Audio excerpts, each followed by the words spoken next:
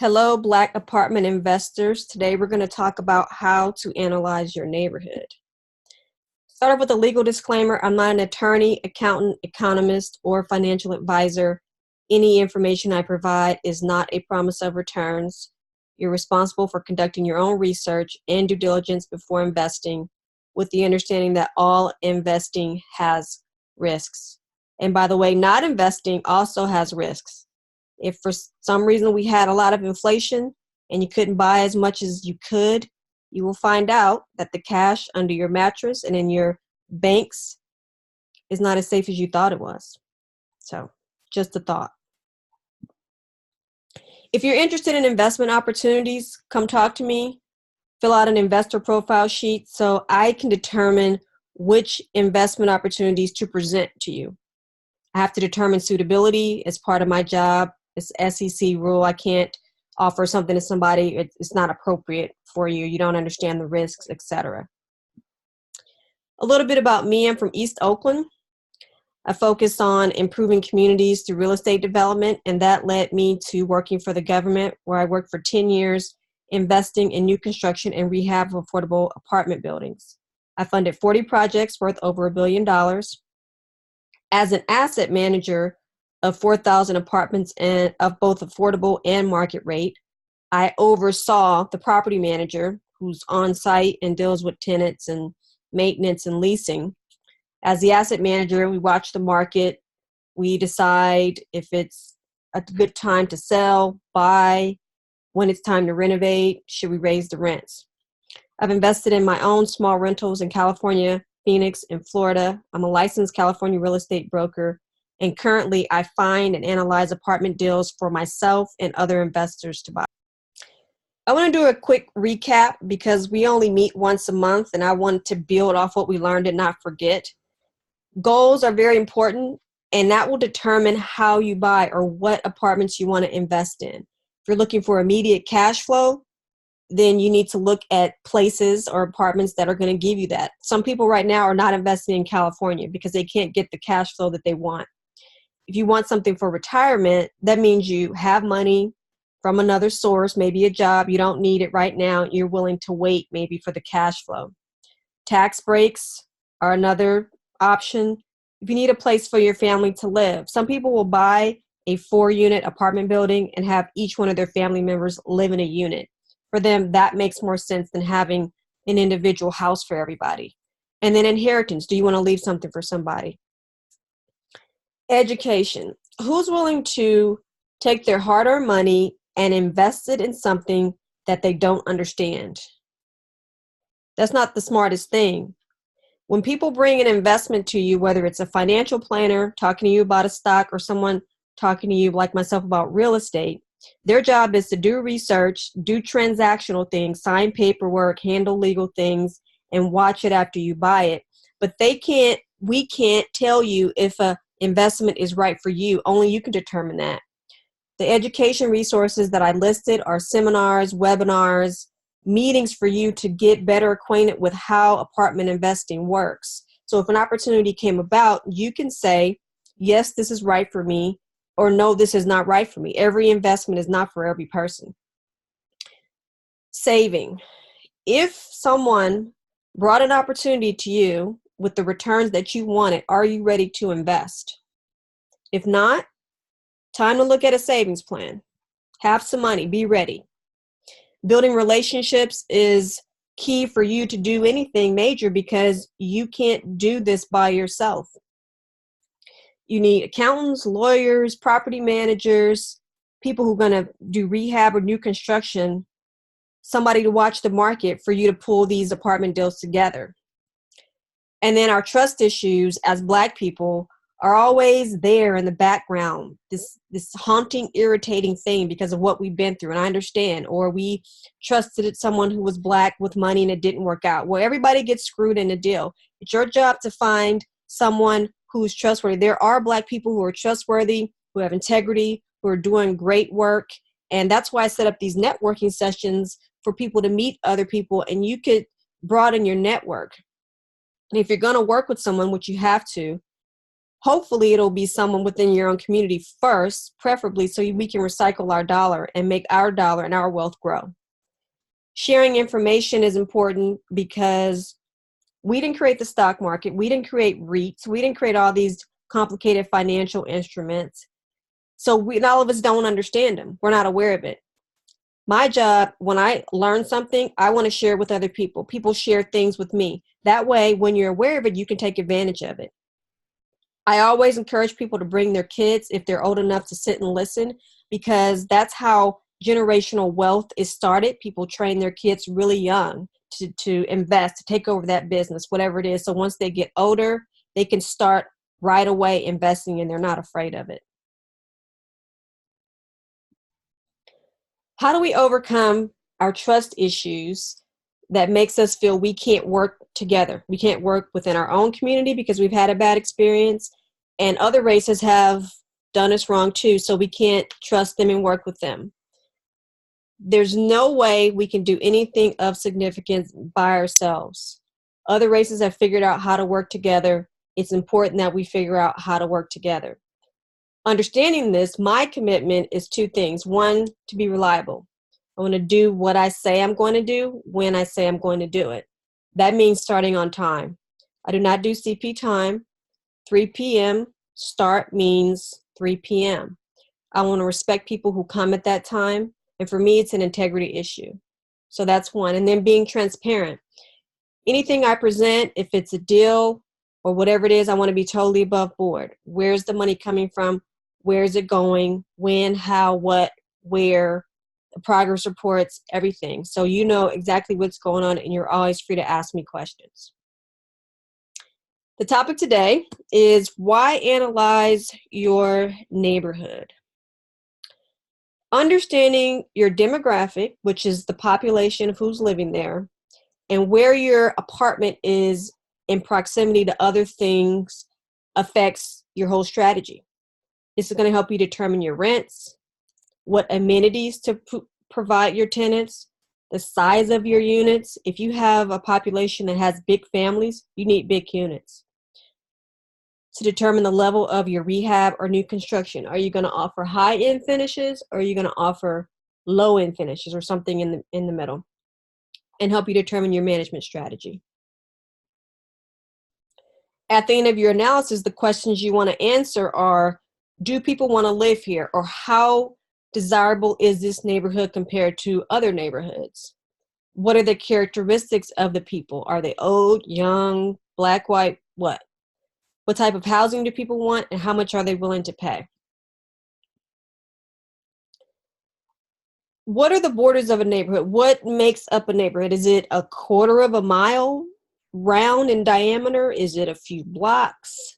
Well, I can't answer that because every neighborhood is different and has different sizes. But what I know about neighborhoods is that they are some similar characteristics, and the further you go out when things start changing tells you that you've gone into a different neighborhood. School districts, those are one of those dividing lines that will separate one neighborhood from another. Political districts, tax districts, other dividing lines like freeways, bodies of water, railroad tracks, environmental concerns. So for instance, on the school district, if you had a property you're analyzing in San Leandro and it was on the border of Castro Valley, and you took some numbers that crossed over into Castro Valley, it will mess up your analysis because Castro Valley is a different school district. When I lived in Austin, I went to the University of Texas. There's a freeway called I-35. It separates East and West Austin. East Austin is a low-income minority neighborhood, or was back then. West Austin, totally different. But if you didn't know that and you were just going by a map and some of your numbers crossed over from east to west, then you would totally have screwed up numbers. So you got to not only have a map, but you got to go and talk to people and know your area. The economic trend indicators for a neighborhood are our unemployment rate is not as important for the neighborhood. It's more regional because people can live in one neighborhood and commute and work somewhere else. But population growth is, rents, which should be going up, for sale prices should be going up, vacancy rates should be stable or going down, and then income should be going up if you want the highest demand. And of course, this depends on your investment strategy. Some people will buy in areas that are depressed or declining because they think they're going to eventually change and they're willing to wait it out. Here are the neighborhood demand drivers, which are income. This is telling you why people move into certain neighborhoods. People with certain incomes are going to move into certain neighborhoods because they can afford to live there. Population growth. Population of certain groups. If I want to be around a certain group, then I'm trying to look for a neighborhood that has that group and that's growing. Household size. If I have a big family, I want to move in a place where I can have a big enough unit for my family. If I'm a student, all I need is a studio. I need to live in a neighborhood that's going to offer me a studio at a reasonable price. Age. Seniors, students, millennials, middle age, they all want different type of housing. School districts are a big drawing factor for certain neighborhoods. And then how accessible it is to the things that I need: school, shopping, public transportation, parks, etc. Quality of life and amenities. People move for weather, natural resources, entertainment, and culture. Lifestyle and social activity. I'm going to talk about that a little more in detail. Affordability is a big factor. And then ethnicity. Some people tend to go where their same ethnicity is, which is why you have Chinatowns and Japantowns and certain neighborhoods that are Hispanic, etc. And I want to just take a brief note to let you know that if you own an apartment, you cannot in any way discriminate to try to draw a certain ethnicity or not draw a certain ethnicity to your building. It's illegal because people were discriminating against us as Black people, and there were court cases that happened. And so you can't discriminate against people based on their ethnicity, their race, their color, and then nationality or religion. There's a few others in there too. And then crime is also a factor of why people move in to a certain neighborhood or not. So the demand driver of lifestyle, social activity, you want to look at what neighborhood groups are there. Do they have block parties? Do they have a crime watch? Do they have festivals? If so, what type of festivals? Do they have a farmer's market? The demand driver of affordability, there is a continuum that I'm going to talk about. So there's one very end of the continuum where there are neighborhoods with low rents. They draw a lot of people. There's a lot of demand because there are, frankly, a lot of people that are low income. And they don't have a choice but to live in that neighborhood because they can't afford anything else. But there are risks involved. You may have a full building, but people may or may not be paying because they're not that economically stable. In this example, I'm just saying it may be $1,000 a month for where we live in the Bay Area. The next level is rents that are low, but not as low as the lowest rents. They're still affordable to a lot of people. They're going to draw people who are a little bit more economically stable, but they still want lower rents, and they'll have to accept less amenities in your property and less benefits in the neighborhood. And it may be around $1,500 a month. Then the next level are moderate rents, and they're affordable compared to the other rents, but they're mostly for median income, maybe blue collar workers, or maybe people with roommates. And there's still a lot of people in this category. So you have a lot of demand for this group, and maybe $2,200 a month. And then at the high end are people that can afford to pay the highest rents. They're the highest income group, but they're the least amount in that group. So there's not as much demand as for the other categories of neighborhoods. And right now I'm just saying $3,000 a month is a good number. So I want to show you how it works on this spectrum because there are different risk levels depending on the type of neighborhoods. At the low end, where it's the most affordable because it's the cheapest rent, you do have higher risk because, like I said, if people aren't economically stable, they don't have high income jobs or stable jobs, then they may live in the building, but they may or may not pay. In California, where it's hard to get people out, you just may want to think about that. I mean, you can make money in any neighborhood in apartments if you buy right, but there is a higher risk. In the middle, where people are a little bit more economically stable, there may be middle income. This is the lowest risk because they do have a job or they do have a government subsidy plus maybe a stable job, and there's a lot of people in this category, so there's a lot of demand. And then the other extreme is also high risk. People who make a lot of money, they're higher income. You may not have a problem with getting them qualified, credit, paying on time, etc. But the risk is two things. One, if there's a recession, they may be the first to be laid off because they cost the company more. And two, on the new supply. So in places where the construction costs are very high, they have to charge high rents to make the project work. So if you're in a neighborhood, say downtown Oakland, for instance, where you have a lot of new supply going up, they're targeting higher income people, unless it's affordable housing, which is, they have a subsidy that's different. But the other types of housing are targeting people who are higher income.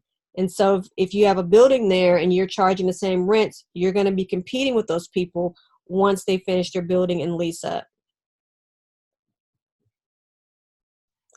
The ethnicity and culture of the population will impact how you manage and how you lease and how you attract people. If you have a group that only speaks a certain language, they don't speak much English, you need to market in that language, have leases in that language. You need to hire someone that can manage and speaks that language. Lifestyle, household size, activity noise level are also things that you need to be aware of because it will impact other tenants. So if they like to party a lot, if they have a lot of kids, little kids running around making noise, if they have big families, if they have those families who will have multiple families in one unit, all that impacts how you manage, your rules that you put in your lease, how it connects to the other building and the other tenants. Religion, if they have a certain religion that determines how they live. And part of it is you want to connect with them and make sure that they're happy. That's part of your management style. You want to keep the good tenants. So if you throw like a resident barbecue for your tenants, you might not want to have it on a day that a group of people living there are fasting because that's their religion. Something to think about. Demand drivers, crime. So there are two types of crime: violent crimes, thefts, drugs, murders, arson. Those directly impact the residents. Nonviolent crimes like embezzlement, perjury, check kiting, they don't really impact the residents, not really something to worry about. Neighborhood classifications are something that you'll hear when people talk about investing in apartments. There are 4 classifications, A, B, C, D. A are the upscale neighborhoods. They have the highest rents, they're clean, they have high-end stores, expensive houses, the best schools. 2 examples, maybe Piedmont and Beverly Hills. Class B neighborhoods, the location might be slightly older than Class A, but they still might have some decent restaurants and schools. It may attract more middle class, more upper middle class areas, maybe some blue collar workers. So an example may be Temescal or the Hayward Hills. Class C neighborhoods are lower income neighborhoods, older homes, 30 years or more. People may be on government subsidies or be working low wage jobs. Some of the stores you might see are check cashing businesses, pawn shops, and other business like this. So I'm thinking Fruitvale, Bart area is a good example of a Class C neighborhood. And then Class D neighborhoods are located in what people call war zones. Maybe if you don't know that area, you don't want to go there alone. They have a lot of crime, maybe some boarded up buildings. The schools are not that great. Some parts of Deep East Oakland probably will fall into a Class D. And nothing against Deep East Oakland. I'm from Deep East Oakland. I'm just trying to give you an example of what to look for. The appearance of a neighborhood makes a difference, and it's something you want to feel comfortable and understand when you're buying. So when you walk in a neighborhood or drive in a neighborhood, however you experience it is how your tenants are going to experience, or people that are looking to rent there. Is it clean or is there trash everywhere? Is there graffiti? How are the properties being taken care of? Are people mowing their lawns? Are there people outside just hanging around, smoking, drinking, shooting craps? Is it loud? Is it quiet? And if it is loud, what type of noise?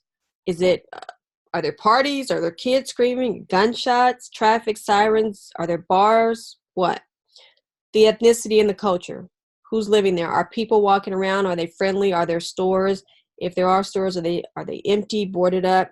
What kind of stores? Liquor stores, grocery, ethnic, high-end, bakeries, coffee, Starbucks, whatever. Just get a feel of what's there. The supply of new construction of apartments will affect apartments that are also going to be serving the same population.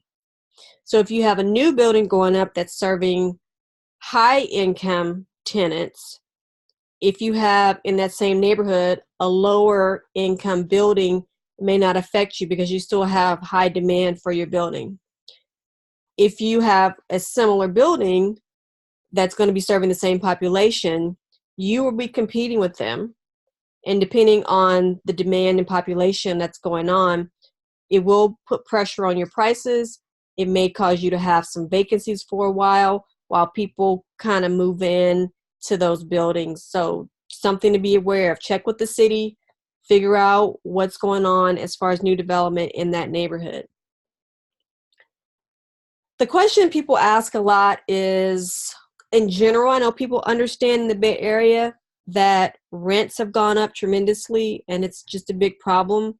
But I want to talk about how some of these bigger factors of population growth and income growth impact neighborhoods and will cause neighborhoods to change.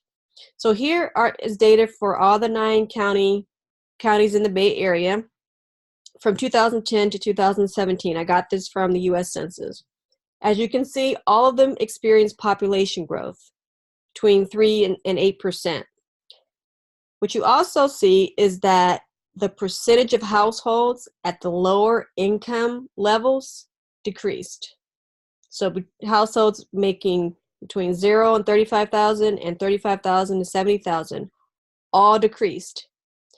And what you see is that the people making $150,000 or more, though the number of households increased to the point where you see in 200,000 people making $200,000 or more in San Francisco, the percentage of those households increased 81%.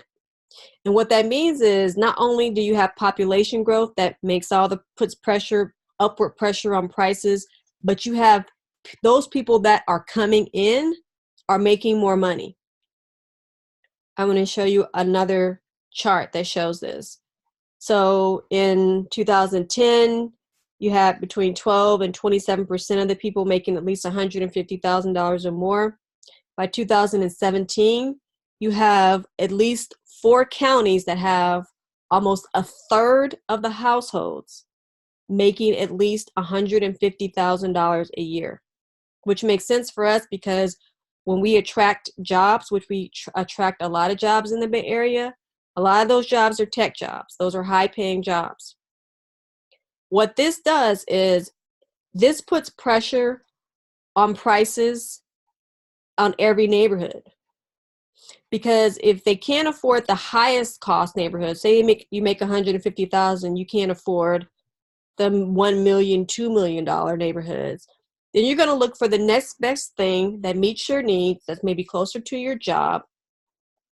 And so people that make this much money, there's enough of them and they have enough money to go into places like West Oakland, a lot of places in Hayward, and Hayward is in a unique location because it's near the peninsula, and that's a very high cost area. But if you're right near the San Mateo Bridge, you can still get there pretty quickly. It's also near Silicon Valley, which is also expensive. So Hayward, the rents there have gone up tremendously to the point where the city has stepped in and put moratoriums on rent increases and done all this stuff with their rent control. So this is the data at this county level that will help you understand why neighborhoods transition, or helps people understand maybe if neighborhoods are going to transition later. So if you have a strategy where you want to go in and buy in a place that's depressed and you think you can wait it out because you see things changing, this is some data for you to look at. It can also go the opposite way. I mean, this is what we call gentrification, but it can also go the opposite way, where population is dropping, incomes are dropping. It can cause certain neighborhoods to be hit more intensely than others. The rent comps, what I mean by rent comps are what are other people charging for rents in that area. That will help you determine what you can charge. If you have a new development, that'll help you figure out what you can charge. If you have a building that already exists, you can determine if the rents are at market level or not. So when I mean shop your competition, that means get on the phone, call other apartments, find out what they're renting for, or if you see some apartments for rent, make an appointment, act like you're a tenant or applicant, go check it out, go look inside, ask some questions about what they're offering for that unit. So this will help you determine your rents. It'll also help you figure out how much you should rehab. So some people over rehab. They will, if I make it as super fancy, then I'll get more money. But you're only going to get so much money. The neighborhood is only going to support so much rent because there are only certain people who can afford to live there or who want to live there. So when you actually go inside other units, you can see what they're getting, what kind of finishes, granite or laminate or whatever they've done to get the top rent. Let's do an example. We had talked about for the market study, for the actual area, the bigger area, a place in Fairfield. So I want to continue with that area. The address is 421 Madison Street. It is a vacant lot right now, so this will be something you would do for new development, but the same principles will apply. So when I went there, I just kind of got a feel for it. And what I saw was there was some trash on the street, but not much. Properties looked older. I heard tenants playing loud music. I saw blacks and Hispanics, but I didn't see too many people walking around. And I did notice that it was a couple of blocks from downtown, but the downtown isn't all that vibrant. There's some very kind of low-end stores, not a lot of people walking around going into downtown. But a half a mile away, there are some normal stores that everybody shops at, Target, 99-cent store, and Food Max. The economic indicators for Madison are population has grown there around this area, and this is from citydata.com. I put the sources so you can see where I got this information. So 36% growth in that area from 2000 to 2016, which is pretty good. The median household income is $36,000 approximately as of 2018. So this is a low-income neighborhood. The actual income for the bigger area of Fairfield, MSA, is $83,000. So this is more than half of what the median income is for the area. But it had a 13% increase since 2010. The people are 26% below, there's 26.7% of the people below the poverty line as of 2016. And the rents are somewhere between $1,200 and $1,700. The median sales prices are $300,000, which is more than double from 2012 when they were $145,000.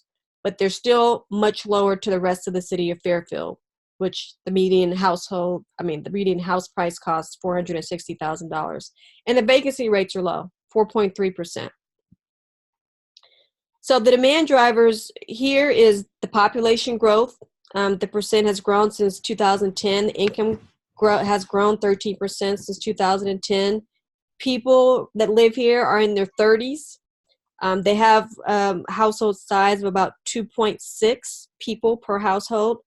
They're blacks and Hispanics, like I mentioned earlier, and it's very accessible. It's about 1.5 miles from downtown. Maybe the downtown might change over, so that's something to think about. From I-80, Target, Food Max, parks, and the aquatic center. There's an aquatic center not far from this area. It's also very affordable because it's a lower area, both in rent and sales prices. The schools are not that great. I'm going to talk about the schools later. The crime is high, moderate. I'm going to also talk about the schools. And I talked to the city, and there doesn't seem to be any new apartments that are on the rise, so you wouldn't have to worry about new construction. Here are the schools. The elementary, middle school, high school, and then Public Safety Academy is a high school. These are all schools that kids that live in this area could go to, and as you see, they're not great. Here is a crime map that I got from Trulia. The light areas are no crime, the dark areas are high crime, and the red dot is where this property is. You can see it's in the moderate to high crime area. I went to the City of Fairfield Police Department website to get some more information on the crime. So between April 1st and August 24th, they had a lot of activity going on here. Thefts, assaults, burglary, vandalism, including assaults, 2 with a deadly weapon, robbery. They did not have any data on murders. As of 2018, there were no homicides in the city, but there is enough going on here that is going to attract only certain residents, and some people are just not going to want to live here. So let's go shopping. I went to several apartments that had units for rent. I wanted to see how they compared to what's going on in the market and kind of figure out what I could charge if I were going to build a new development. So I looked at 3 comp or comparables, and I also looked at the data from apartments.com that collects data, and Zillow.com that also collects data on rents. The first one, 2100 West Texas, that's in a better neighborhood. It's about 1.2 miles away, and it's closer to I-80, it's closer to the stores. It's just a nicer building. So it's not a direct comparable, but what we do is we take the per square foot cost, and then we kind of make some adjustments based on where it is. So I got the rents, I looked at the square footage, the square foot cost, the other amenities. Does it have a pool, community room, a gym, a clubhouse? All these things are something that tenants that are willing to pay more are going to look for. So if your building has these things, you could charge a little bit more. Also, who pays the utilities? So if your utilities are included on your rent, then that's a benefit to the tenants. It doesn't help you as much because you still have to pay utilities. But if your tenants pay, you can charge your tenants some more money on top of the rent to pay for utilities. Then that's something you need to think about. Parking, especially if it's a place that doesn't have a lot of parking. If you're offering parking, that's worth a lot. Or if you can charge more for parking, then that's more income for you. Do they have any specials? If they have specials, that's kind of telling me if the market is a little bit weaker, that they have to offer specials, or maybe it's during the time of the year. There are slow seasons. Typically the winter time is a slower season for rentals. The summer and the springtime are a little bit more hotter times for people to rent. And then the class of neighborhood. This first one was a B. The other 2 I looked at were C neighborhoods. And then do they allow pets? If you allow pets, then that's a benefit. Some residents really want to move in a place where they can have their pets, but then you can also charge them more. Does it have a laundry? And then what are the finishes, the condition of it? So some of them were kind of upper scale, the 2100 West Texas that had a little bit higher scale fireplaces, very, very clean, landscaped. It was gated where you had to punch in a security code. They had walk-in closets, stainless steel appliances.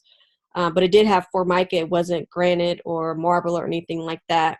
And then the other 2 comps were closer to the property, and they were definitely lower end properties and not as many amenities, and the inside finishes weren't as great or fancy. I wouldn't say great, but fancy.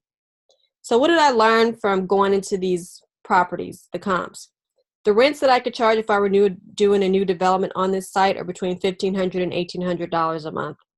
I only need to put modest finishes to get the best rent. Corian, maybe granite, some plank flooring, stainless steel appliances. If I do that, then the most I'll get is probably $1,800 a month. If I overdo it and put marble and hardwood floors and hire a butler to open the door, the most I'm going to get is probably $1,800 a month, because the people who can afford more are not going to want to live in this neighborhood. The neighborhood can only support a certain amount of rent.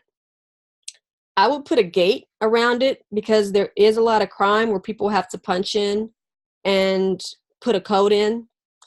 The other thing I would do, since this would be a new development, is add some amenities that are attractive to people of higher incomes to be prepared for when the neighborhood transitions. Because this is in near downtown where it's close to transportation and amenities, I would think that probably in 15, 20 years, the property will start gentrifying. Right now, the Fairfield has a lot of vacant land, so people can move out. People can buy houses because it's cheaper. Once it gets built out and people get tired of commuting, or maybe people getting older, and there's a need for senior housing, and senior people, they want to live close to where they can get access to things quickly.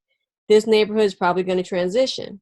So some of the benefits that I would add in there is a pool, a gym, a clubhouse, put washer and dryer hookups inside each unit. Even if you don't put the washer and dryers, you can have a separate laundry, but that's a desirable thing for higher incomes, to have washers and dryers inside the unit. Or you may want to do a condo conversion later and turn it into condos and sell it. So you need these things, because if you don't put them in, they're impossible. It are very, very difficult to put in later. If you have these things, then all you need to do is upgrade the interiors. That's not that difficult. So just another summary, it's a Class C neighborhood. They have low vacancy rate, high demand. It's a low-income neighborhood. The schools are not great, but people are moving here. They have both population and income growth. There's a lot of crime. It's mostly Blacks and Hispanics. And then it may be a transitional urban neighborhood because it's close to downtown and amenities. So if I were to buy an existing building, I just need to understand that my management strategy needs to address the fact that I'm going to have some crime issues, maybe some noise issues, and I'm not going to be able to get the highest rents. If I'm doing a new development, I already talked about the amenities that you need just to understand it. And if you're going to rehab or do a new development, either one, put very modest finishes in. So I'm done with that. And again, these are statistics and data sources where I get information. These are education resources. These are more education resources. Yardi Matrix is really good. They will push information to you. They have reports that they do, national reports where they study multifamily rents and trends. It's a really good source of information if you're trying to figure out where to buy. Multifamily Insiders, they talk day to day about how to manage property and deal with tenants. And then NRE Online, they do also national real estate trend information. Here's some local educational events.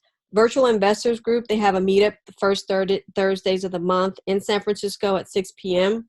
They also have an upcoming webinar. So go to meetup.com if you're interested. They're going to talk about how to invest in real estate notes, where you can actually be a lender on a property and get an interest rate for that. Oakland Multifamily Investing Group, they have a meetup. They have a lot of meetups, actually. The next one is on September 17th in Fremont. And then RWN Real Wealth Network, you have to register for this, but they're doing an all-day training on real estate. For this is really good for people who are new, because they will kind of start from the beginning and work their way up and help you understand just the basics of real estate. It's in Burlingame. I also encourage people to go to apartments, to actually talk to brokers, to do a tour, to get their flyer, to see how they're presenting the information. Multifamily commercial brokers that list properties, they're more like business. So they don't do weekend showings like residential brokers who are showing a house. They're mostly Monday through Friday, 9 to 5. So that's why these times are here. But if you can, I'll definitely try to go start meeting brokers. That's the way a lot of people find properties. They connect with listing agents. And then you could get their flyer to see what information they're putting on it and what they think is important to present. And I'm going to talk more about the financials later. The brokers don't always put all the financials that you want on their sheet because they're trying to sell it. But still, you want to know what basic information to look for. Questions? So here are the future topics. These things I'm going to talk about eventually. And the next meeting is going to be on analyzing the financials of a property. This is probably like the most important thing other than where you're buying, the market. What are the numbers telling you as far as your rate of return? Ultimately, that's what you're trying to get to. It's going to be Saturday, October 5th from 3 to 5, starting on time, ending on time. It's going to be at San Lorenzo Library in San Lorenzo. Thank you very much. Till next time.